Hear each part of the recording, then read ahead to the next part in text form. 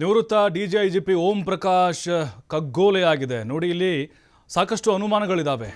ಅವರ ಪತ್ನಿನೇ ಕೊಲೆ ಮಾಡಿರುವುದು, ಆಸ್ತಿ ವಿಚಾರಕ್ಕೆ ಅಪ್ಪ ಮಕ್ಕಳ ನಡುವೆ ಭಿನ್ನಾಭಿಪ್ರಾಯಗಳಿತ್ತು ಅನ್ನೋದು ಗೊತ್ತಾಗ್ತಾ ಇದೆ. ಕೌಟುಂಬಿಕದ ಕಲಹದ ಹಿನ್ನೆಲೆ ಖಿನ್ನತೆಗೆ ಒಳಗಾಗಿದ್ರು ಓಂ ಪ್ರಕಾಶ್ ಪತ್ನಿ ಪಲ್ಲವಿ. ಸಾಕಷ್ಟು ಆಸ್ತಿ ಪಾಸ್ತಿ ಹೊಂದಿದ್ದಾರೆ ಓಂ ಪ್ರಕಾಶ್. ಮೂಲತಃ ಬಿಹಾರ ರಾಜ್ಯದವರು, ಬಹಳ ವರ್ಷಗಳಿಂದ ಕರ್ನಾಟಕದಲ್ಲಿದ್ದಾರೆ. ಓರ್ವ ಮಹಿಳೆ ವಿಚಾರವಾಗಿ ಕೂಡ ಆಗಾಗ ಕಲಹ ನಡೀತಾ ಇತ್ತು. ಇದೇ ವಿಚಾರವಾಗಿ ಓಂ ಪ್ರಕಾಶ್ ಮತ್ತು ಪತ್ನಿ ನಡುವೆ ಭಿನ್ನಾಭಿಪ್ರಾಯಗಳಿತ್ತು. ಇದಾದ ಬಳಿಕ ಪತಿ ಪತ್ನಿ ಅಷ್ಟಕ್ಕಷ್ಟೇ ಅನ್ನುವಂತಿದ್ರು.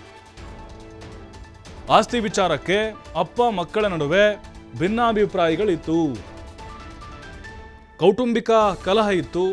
ಹಾಗಾಗಿ ಓಂ ಪ್ರಕಾಶ್ ಅವರ ಪತ್ನಿ ಖಿನ್ನತೆಗೊಳಗಾಗಿದ್ರು, ಮಾನಸಿಕ ಸ್ಥಿಮಿತವನ್ನು ಕಳೆದುಕೊಂಡಿದ್ರು. ಇವತ್ತೇನು ಗಲಾಟೆ ಆಗಿದೆ ಗೊತ್ತಿಲ್ಲ.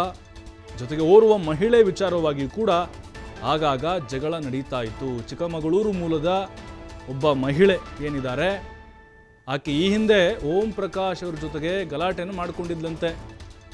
ಈ ಹಿಂದೆ ಅವರು ಅಧಿಕಾರದಲ್ಲಿದ್ದಾಗ ಕಚೇರಿಯ ಮುಂದೆ ಬಂದು ಕೂಡ ದಾಂಧಲೆ ಮಾಡಿ ಹೋಗಿದ್ಲಂತೆ.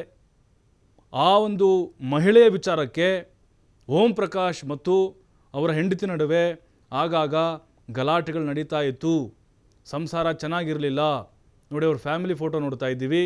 ಇಬ್ಬರು ಮಕ್ಕಳಿದ್ರು, ಜೊತೆಗೆ ಅವರಿಬ್ಬರು ಸುಂದರವಾದಂಥ ಸಂಸಾರ ಇಲ್ಲೇ ಬೆಂಗಳೂರು HSR ಲೇಔಟ್ನಲ್ಲಿ ವಾಸ ಮಾಡ್ತಾ ಇದ್ದರು.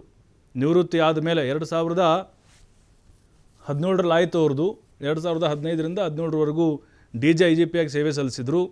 ಅದಾದ ಮೇಲೆ ಆರಾಮಾಗಿದ್ದರು, ರಿಟೈರ್ಮೆಂಟ್ ಲೈಫು. ಆದರೆ ಅವರ ಹೆಂಡತಿ ಮಾನಸಿಕವಾಗಿ ಸ್ಥಿಮಿತ ಕಳ್ಕೊಂಡಿದ್ದರು. ಮತ್ತು ಆಸ್ತಿ ವಿಚಾರ, ಬೇರೆ ಬೇರೆ ಕಡೆಯವರು ಆಸ್ತಿಯನ್ನು ಮಾಡಿದ್ದಾರೆ. ಹಾಗಾಗಿ ಅಪ್ಪ ಮಕ್ಕಳ ನಡುವಿನ ಸಂಬಂಧ ಕಂಪ್ಲೀಟ್ ಆಗಿ ಹದಗೆಟ್ಟು ಹೋಗಿತ್ತು, ಹಳಸು ಹೋಗಿತ್ತು. ಪದೇ ಪದೇ ಜಗಳ ನಡೀತಾ ಇತ್ತು ಮನೆಯಲ್ಲಿ. ಹೆಂಡತಿ ಜೊತೆಗೂ ಕೂಡ ಓಂ ಪ್ರಕಾಶ್ ಜಗಳವನ್ನು ಮಾಡ್ತಾ ಇದ್ರು. ಅಂದರೆ ಕೌಟುಂಬಿಕ ಕಲಹ ಅನ್ನೋದು ನಿರಂತರವಾಗಿ ನಡೀತಾ ಇತ್ತು.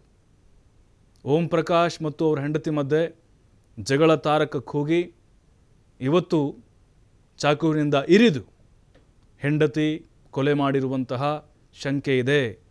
ಅವರ ಮಕ್ಕಳಿಗೆ ಏನು ಕೈ ಜೋಡಿಸಿದಾರೋ ಗೊತ್ತಿಲ್ಲ. ಇಲ್ಲಿ ತನಿಖೆ ಆದಮೇಲೆ ನಿಖರವಾದಂತಹ ಕಾರಣ ಗೊತ್ತಾಗುತ್ತೆ.